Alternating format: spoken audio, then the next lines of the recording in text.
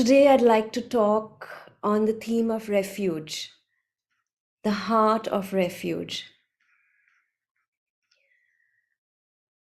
And just let yourself be quiet and listen to sense what might touch you, what might be a reminder, what might inspire something that you already know is true, to be further nourished or awakened in your own heart.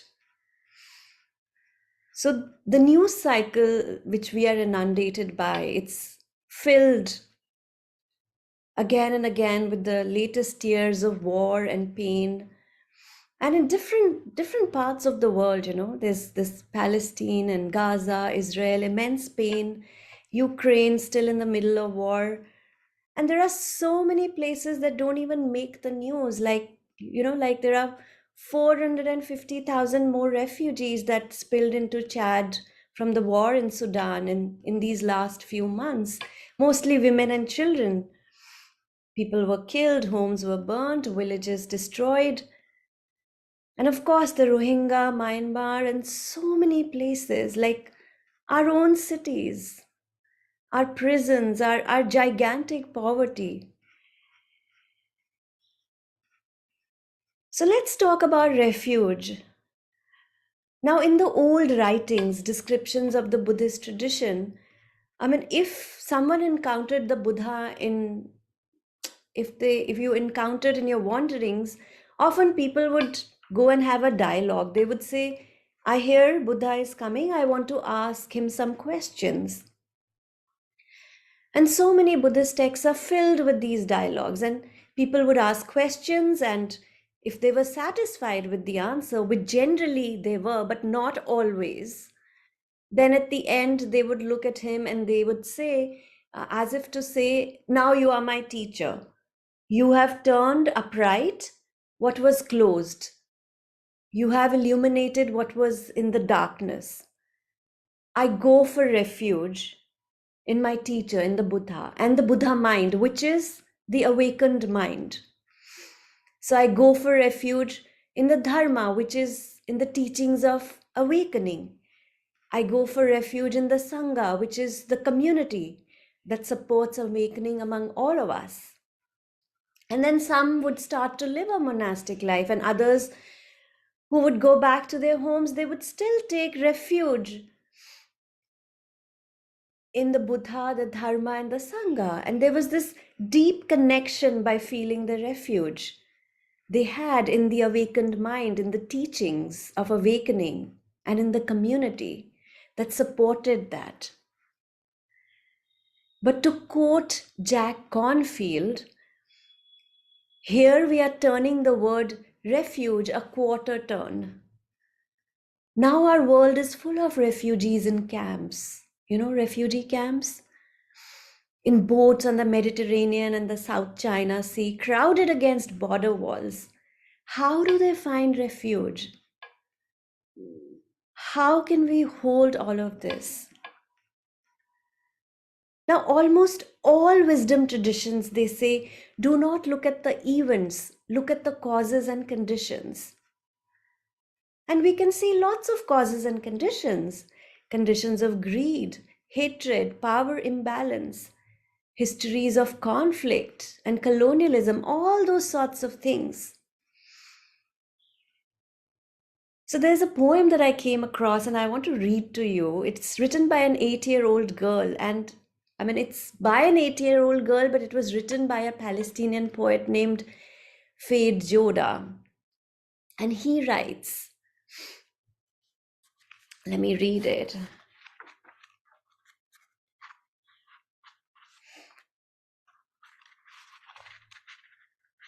My daughter wouldn't hurt a spider that had nestled between her bicycle handles. For 2 weeks she waited until it left of its own accord. If you tear down the web, I said, it will simply know that this isn't a place to call home, and you would get to go biking. She said, that's how others become refugees, isn't it?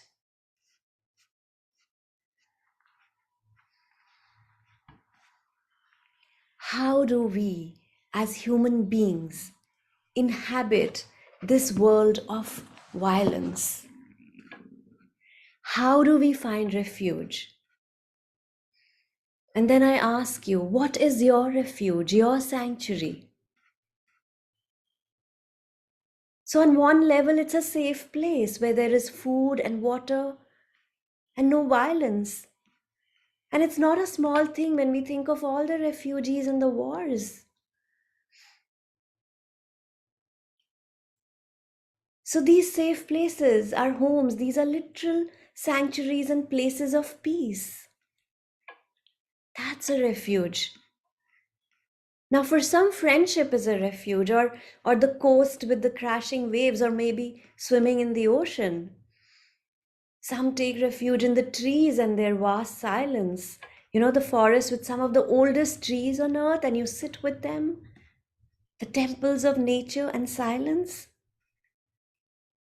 So, we all seek to find refuge somewhere, and we want to extend that refuge because I believe it's a longing of every being. So that's outer refuge of one kind. Then on another level is a kind of sacred refuge, you know. It's the ancient monasteries, the temples, the gurdwaras, the synagogues, the great cathedrals. When you enter and you go, oh wow, this place was built to remind us of the sacredness of life. All these amazing holy places, the literal monasteries, just to walk in and you feel this is different. This is different than the world of conflict, greed, hatred, and ignorance. So, how do we create these places? Especially, how do we find this sanctuary that holds all that is beautiful within us? And I'm going to read something from Yuval Harari, one of my favorite writers, and he's one of the great Israeli thinkers and historians. And for now, he says, most Israelis are psychologically incapable at this moment of empathizing with the Palestinians. Let me read what he says. The mind is filled to the brim with our own pain, and no space is left to acknowledge the pain of others. And most Palestinians are in a similar situation. Their minds too are so filled with pain and loss that they cannot see our pain. But outsiders like you, who are not themselves immersed in pain, should make an effort to empathize with all suffering humans rather than lazily taking seeing only one side of this terrible reality. It is the job of outsiders to help maintain a space for peace. We here in Israel and Palestine deposit this peaceful space with you because we cannot hold it right now.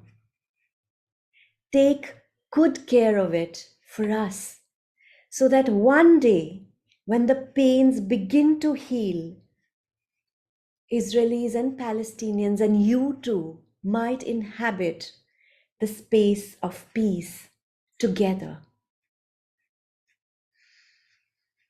So, this is the second level of refuge. You know, that sacred cathedral in the forest or by the ocean or with one another.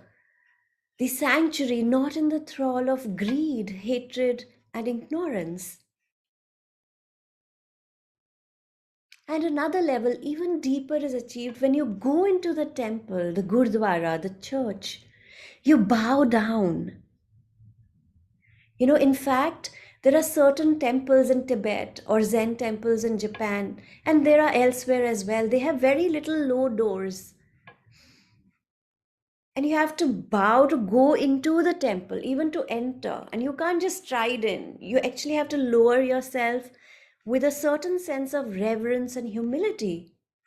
And then, often by the gates of these temples are the demons that represent all that keep us from that place of peace and stillness.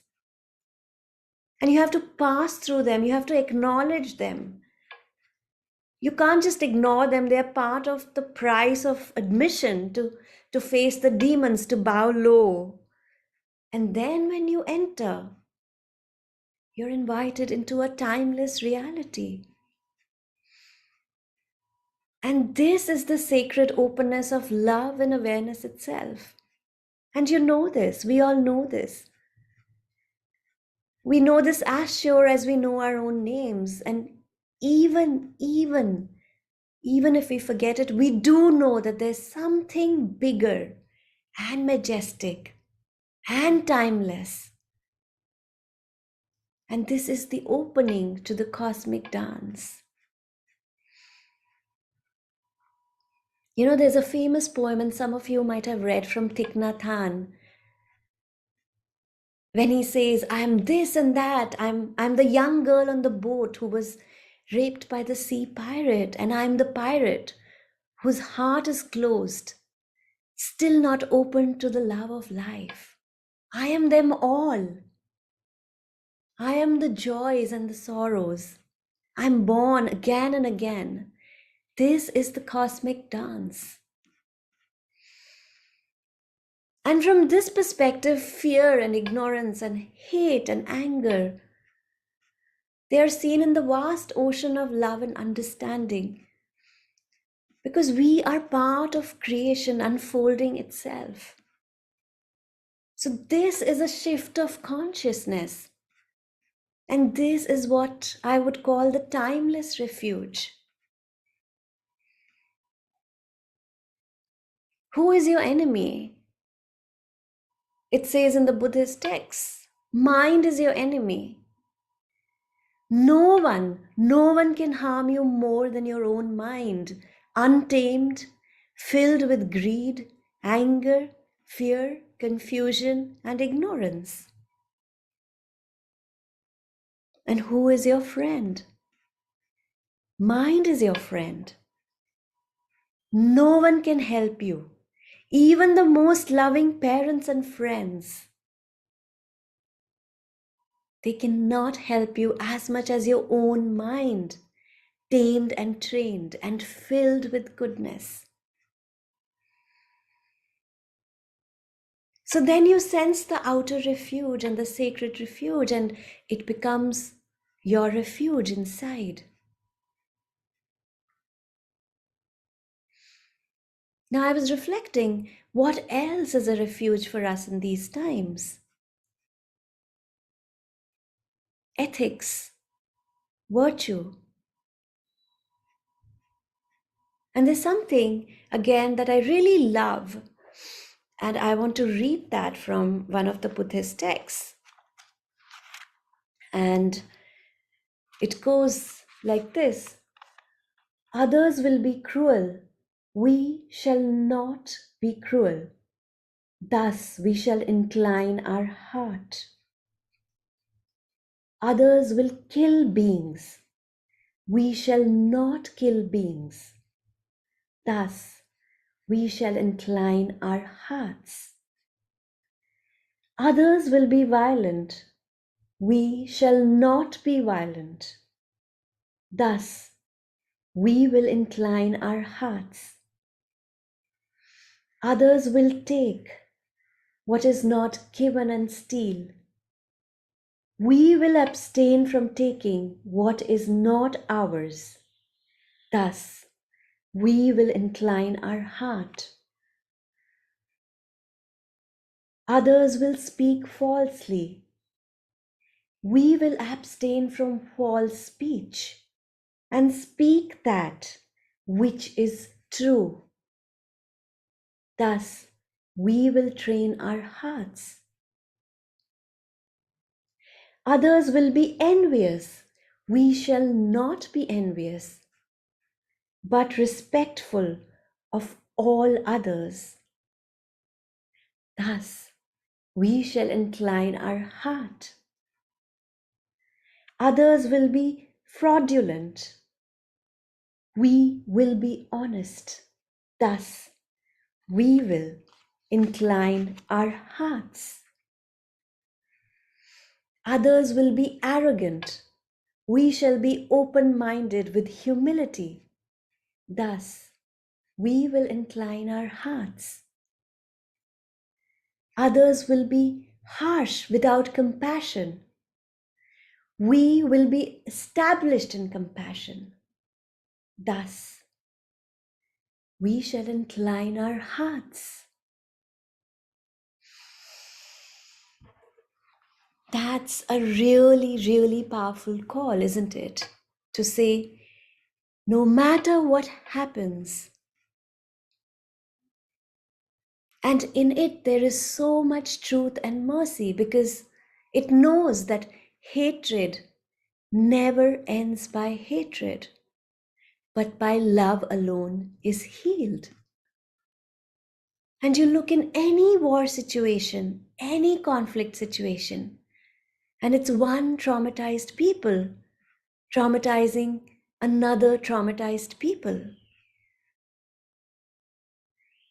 And we may weep and stand with others and understand the cycles of trauma and see with the eyes of wisdom, tenderness and tears and courage. Like what poet Longfellow, who says, if we could read the secret history of our enemies, we would see sorrow and suffering enough to disarm all hostility.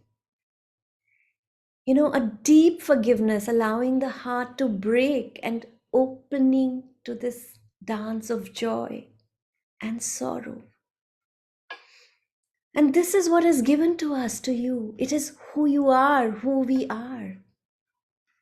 How could we not see with the eyes of love anybody, no matter what? So, what supports you in living your values? Reflect for a moment.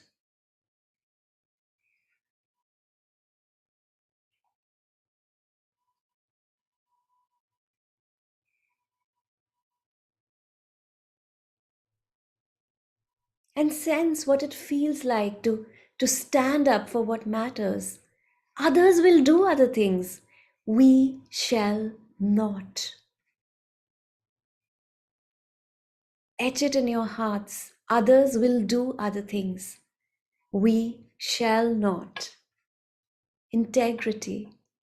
Your unshakable heart. It's really the speaking to the refuge of the heart, to your own innate wisdom and virtue. And it's just there in all of us. You don't need to be told about it. We carry it, you carry it. Now, what else is a refuge? We can reflect on this. Awareness is a refuge. Thich Nhat Hanh's phrase, the miracle of mindfulness. Mindful, loving awareness is a miracle. Just to sit quiet in the midst of nature, to be there in the middle of trouble, to turn toward what is difficult and to realize that mindful, loving awareness can hold it all. Your body, heart, and mind, war and peace, beauty and violence, and climate change.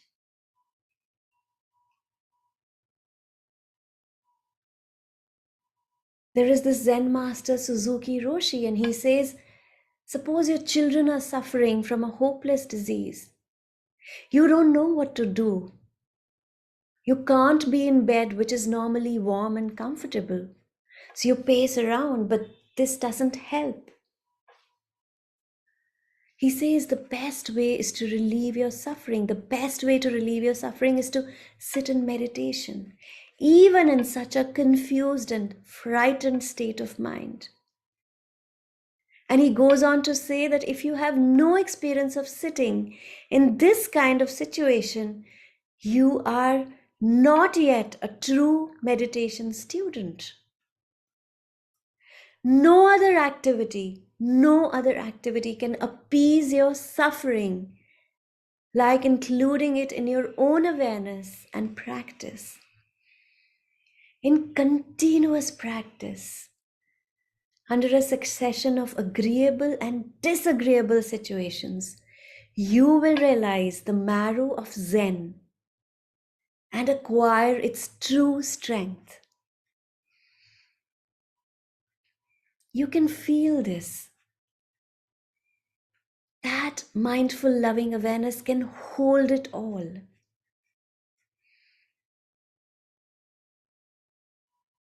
Community is a refuge. You all know this. We need each other. We are together in it. We can't be separate. We have this great need to talk. We have this great need to hold hands and to speak what's on our heart. And the recommendation from the teachings is to seek out and talk with those who are wise and loving and who uplift your spirit.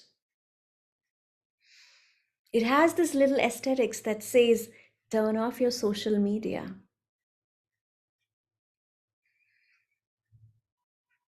I came across this very interesting article, and I read about this like some years ago in New York City. There was a hotline that was started, advertised around by a man who called himself Mr. Apology. And it was the apology hotline. And, it's recorded. He published some of it. And he said, if you need to apologize and you haven't had the proper opportunity, please use our apology hotline. And what happened was that there were hundreds and hundreds of calls in the first day or two. People with grief, poignant calls, people who had committed crimes, people who had injured or humiliated someone, saying, please, I want to apologize. Please accept my apology. What is it that asks for forgiveness in you and in this world around you? Because it's also how we come together. We can bear witness to one another with love and compassion.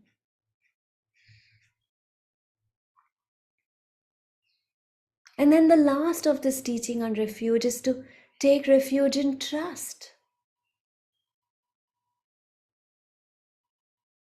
Trust in the Supreme Being, in the source of all, the universal consciousness. Now, trust is an interesting thing. If you've read the exquisite writings of Sangsten, he used to be called the third Zen patriarch. Now he's called the third Zen ancestors. It's an amazing little teaching that he left, just a few pages. And in the end, the kind of culmination of it is trying to speak about the gateways to liberation. And he said, liberation is one with the trusting heart. That faith, that heart that trusts that the divine is always with me, protecting me. Now that's really where liberation is found. And this is mysterious. A Thai monk, Ajahn Chah, used to love the words I've shared with you earlier also. My now. In Thai, which means it's uncertain, isn't it?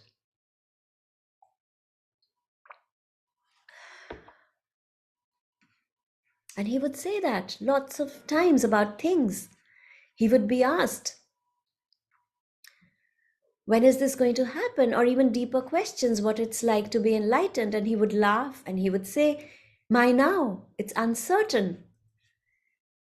You want certainty? It's not. It's called the wisdom of uncertainty, which is to sense a refuge in change itself, in impermanence itself, in this mystery that in each breath we can begin again. There's no final story in that way. Whatever's happened, you can begin again now. It's never too late. And the trust is really in the timeless awareness itself of who are you? Who are you really? You are the consciousness that was born into this body. You're not this body, it's just not you. You are not your thoughts because they come and go, they are so insubstantial. And you're not your emotions, they come like the weather. Who are you? You are the consciousness that was born into your body, and that will leave it at the end of this physical incarnation. You are the conscious witness of birth and death, of war and peace, of joy and sorrow, of unbearable beauty in the ocean of tears. This is what's given to you, to us. And you are the Buddha, the Nanak, the Christ, the Krishna. You are the one who knows, the witness to all, timeless, unborn. It is who you really are. So all the rest of it changes. But awareness, you are the awareness itself. Rest in it. Trust it.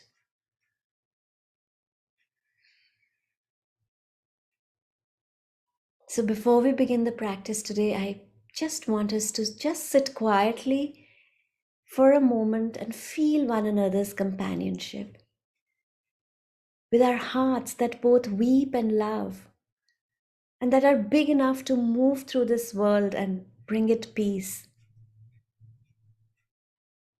We will stay quiet for a minute and say thank you to this community that's come together in this moment beautifully. And to quote Yuval Harari, we deposit this peaceful space with you because we cannot hold it right now. Take good care of it for us so that one day when the pains begin to heal, all of those in conflict and you and I together can inhabit the space of peace.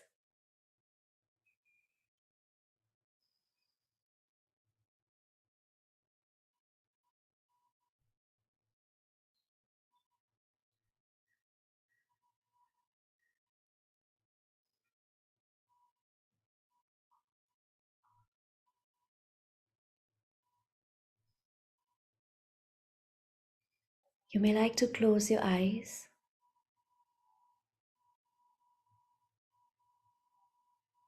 and just observe your breath.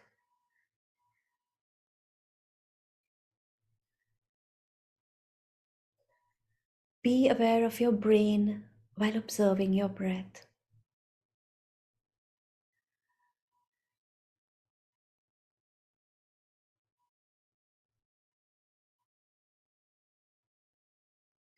Now be aware of 2 meters or 6 feet above your head.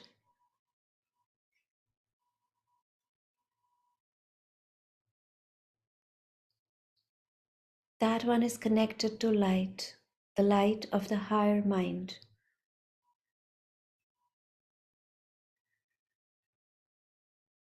Now from that point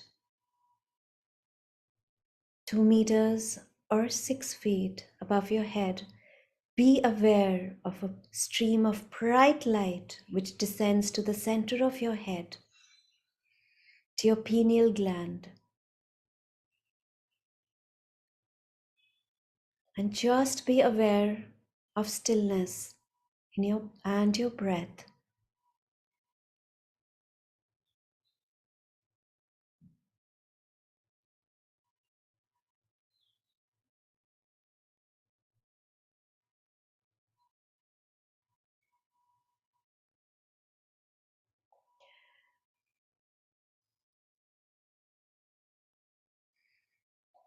Now 3 meters or 9 feet above your head, there is another point.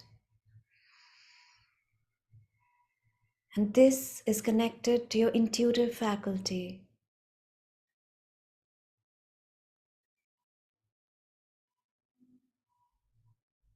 Now, from this height, be aware of the descent of the energy of wisdom and divine love down, down to your crown chakra.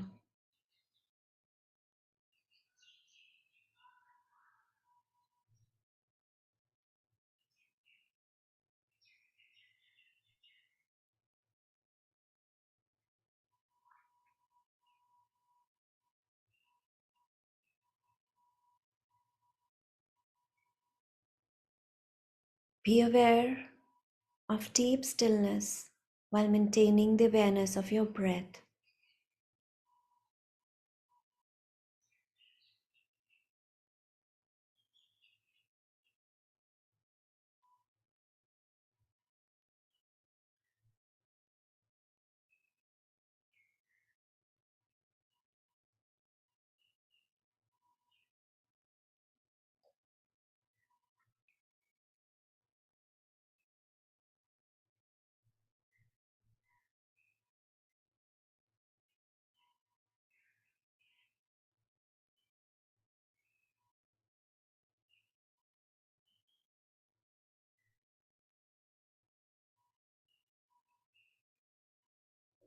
Be aware of the descent of the dual energy. Divine light from 2 meters, 3 feet above your head, and divine love from 3 meters, 9 feet above your head.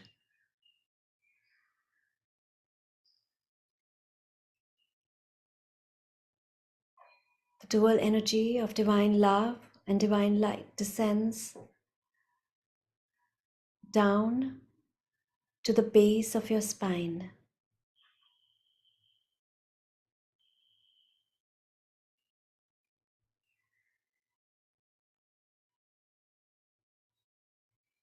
And now be aware the energy is rising from the base of your spine, somewhere in the region of the tailbone, perineum, pubic bone area,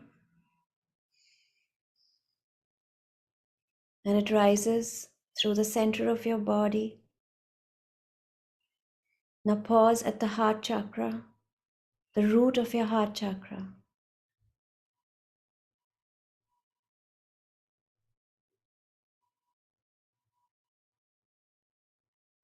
It is rising to your throat.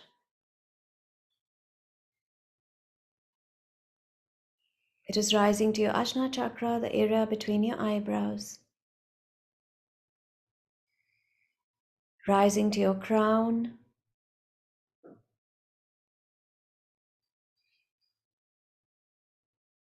Above your head. Rising to 2 meters above your head. 3 meters above your head. Now practice stillness. Observe your breath and the peace and the stillness.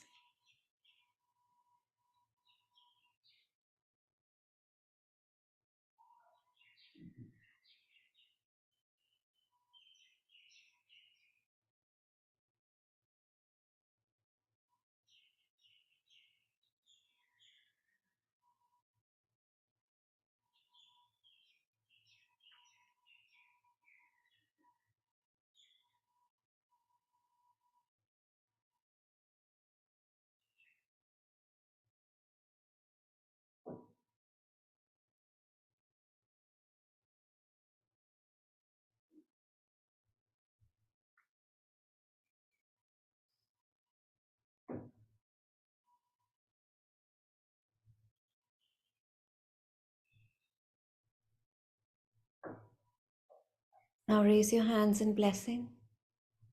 Having raised your contact to your higher soul, you're going to radiate the energy of this contact horizontally in all directions. Think of the earth in front of you. From the heart of God, let the entire earth be blessed with loving kindness. Let the entire earth be blessed with peace. Just spread the energy throughout the earth, circulate the energy with harmony, with understanding, with goodwill, the will to do good. So be it. The great invocation. From the point of light within the mind of God, let light stream forth into the minds of all people. Let light descend on earth. Think of light spreading throughout the earth. From the point of love within the heart of God, let love stream forth into the hearts of all people. May the world teacher reappear on earth. From the center where the will of God is known, let purpose guide the little wills of all people, the purpose which the masters know and serve. From the center which we call humanity, let the plan of love and light work out. May it seal the door where any evil dwells. Let light and love and power restore the plan on earth. Now shift your awareness to your crown center and just be aware of the divine blessings coming down through your crown. And think of the earth again. Visualize the earth in front of you from the heart of God. Let the entire earth, every person, every being be blessed with loving kindness, with great joy, with happiness, with peace, with harmony, with understanding, goodwill, and the will to do good. So be it. The great invocation, concentrate on your crown. From the point of light within the mind of God, let light stream forth into the minds of all people. Let light descend on earth. From the point of love within the heart of God, let love stream forth into the hearts of all people. May the world teacher reappear on earth. From the center where the will of God is known, let purpose guide the little wills of all people, the purpose which the masters know and serve. From the center which we call human race, let the plan of love and light work out, and may it seal the door where evil dwells. Let light and love and power restore the plan on earth. Keep visualizing the blessings spreading throughout the earth. Now, do not just project the energy to areas of war or conflict. Right now, humanity is in a lot of difficulties. It's not just about wars, there's economic disparity, there's racial bias, gender bias,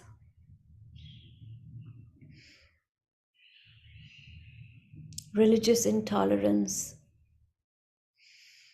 Now concentrate on both your heart and your crown. From the center of the heart of God, may the hearts of all sentient beings, not just human beings, but all sentient beings, be filled with divine love, with kindness, with peacefulness, with gentleness, sweetness, tenderness, with goodwill, the will to serve, the will to do good, with divine oneness. Now focus on both your heart and your crown. Visualize the earth And this is the last round of the great invocation from the point of light within the mind of God. Let light stream forth in the minds of all people, especially the leaders of the earth, leaders of different countries, different communities, different groups, different organizations. Let light descend on earth. Om.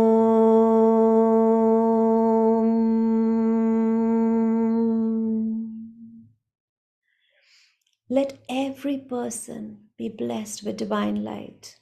Every household, every home, every family be blessed with divine light. Every neighborhood be blessed with divine light. Every village, every town, every city, all throughout the earth be blessed with divine light. Let every country be blessed with divine light. From the point of love within the heart of God, let love stream forth into the hearts of all people. Let love descend on earth. May the great teacher of love reappear on earth. May every person's heart be stimulated, be infused, be filled with divine love. May every family, every household be blessed, be filled with divine love. Every neighborhood, every village, every city, every town be filled with divine love. Every country, every continent be filled with divine love. May divine love be anchored into the hearts of all people in every place on earth. Om.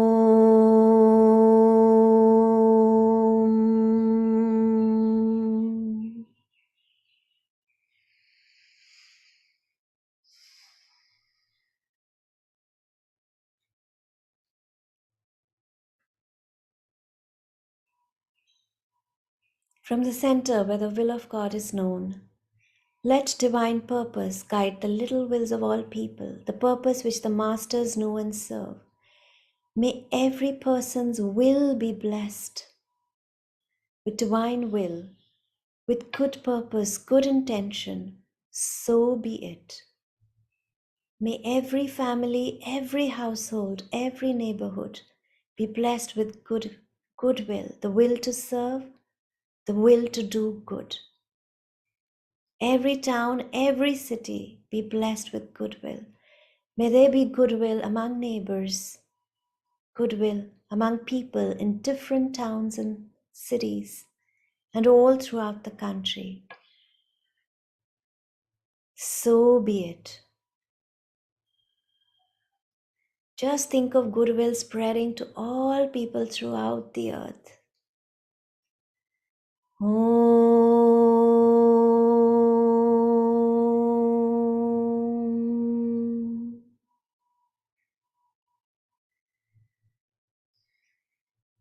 From the center, which we call the human race, let the plan of love and light work out. May it seal the door where evil dwells.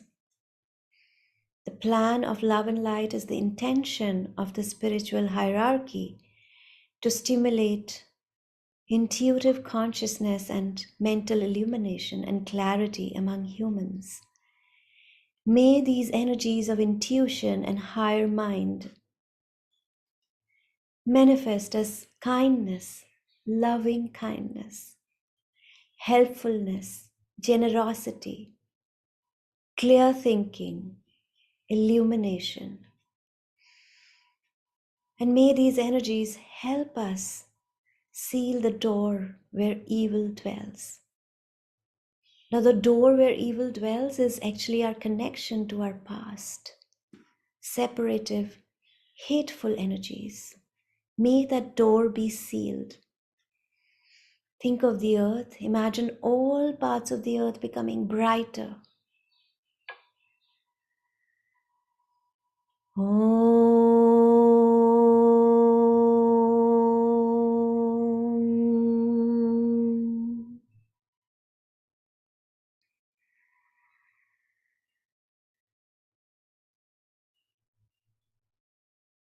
May every person's struggle with inner darkness be resolved.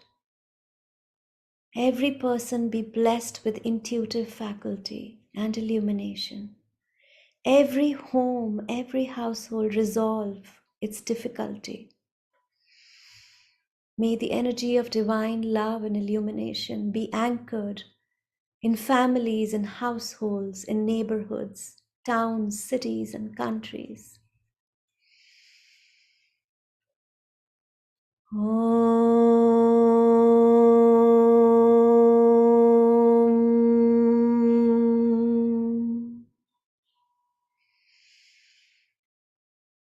Let light and love and power restore the plan on earth. Just visualize these three energies, light, love, and power, restoring the plan on earth. Let light, love, and power restore the plan on earth. May the plan of the higher soul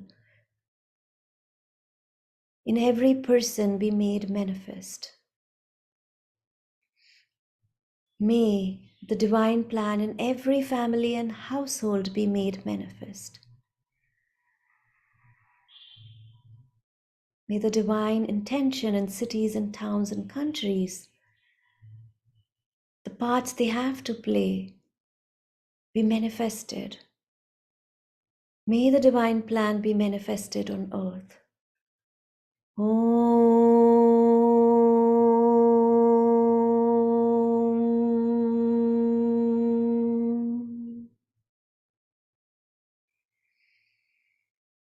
Gently put your hands down. Imagine a flame on top of your head.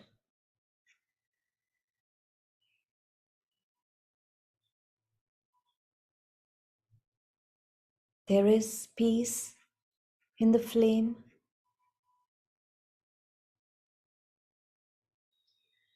Be aware of this inner peace.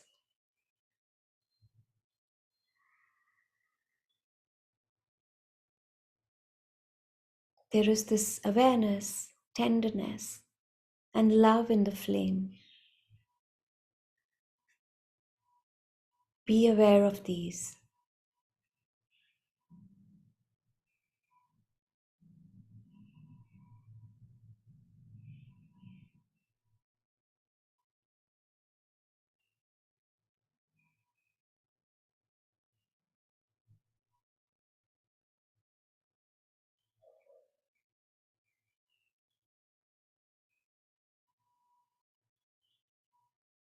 Be aware of the sounds around your body, outside.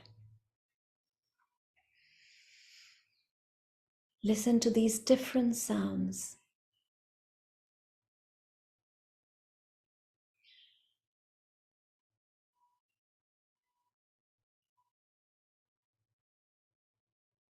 Make peace with these sounds.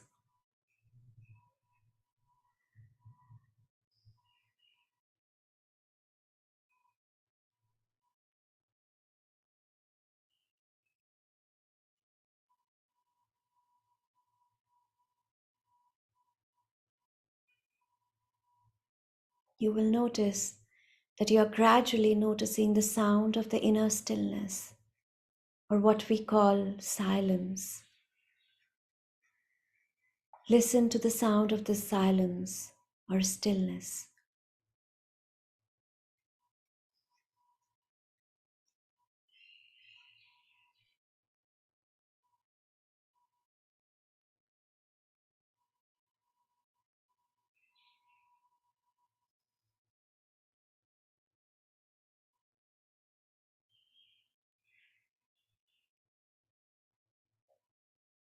Om.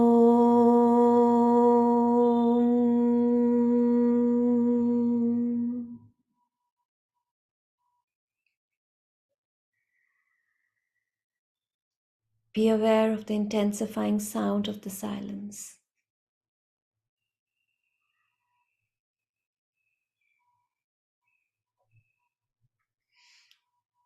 Chant Om with me and simultaneously listen to the sound of the silence. Om.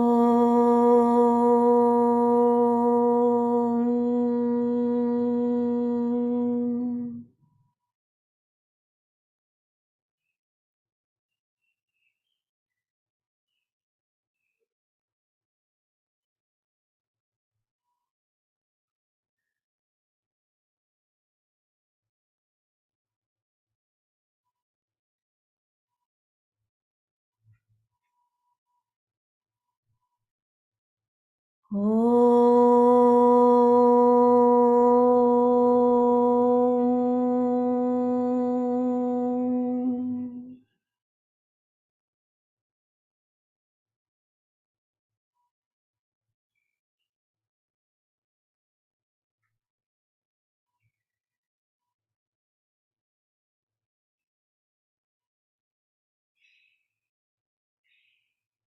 Do not make something happen, just observe.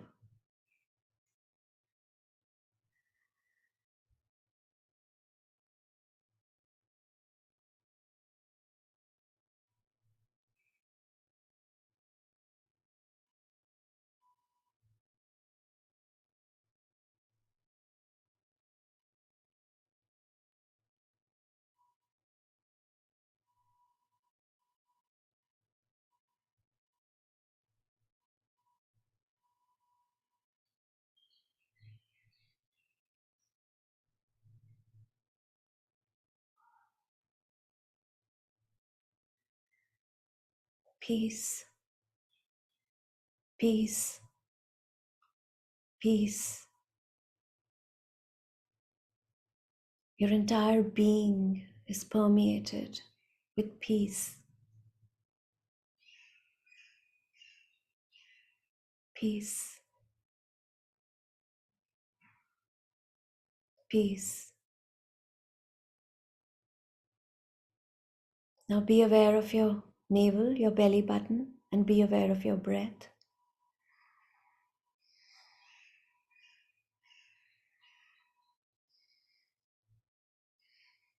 Let's assimilate and absorb the peace in your navel area.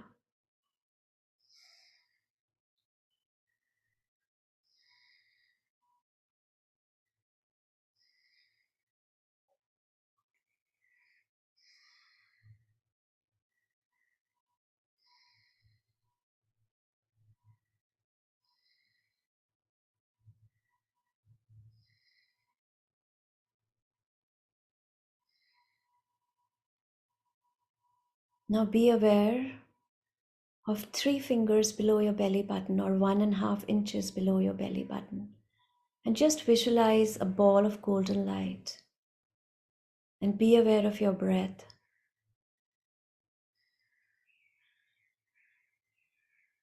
As we store peace, elixir of peace in your lower dantian.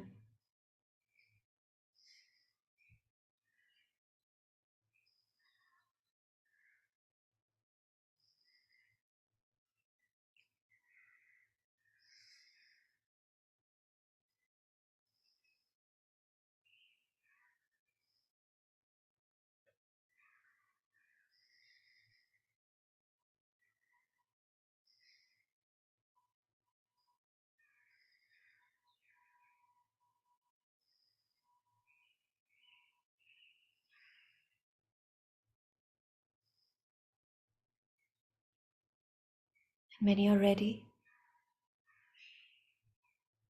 just open your eyes very gently. Open your beautiful eyes with a big, big smile.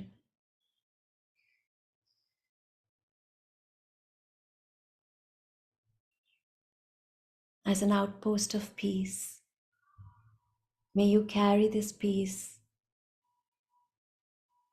into your day and into everyone who you encounter.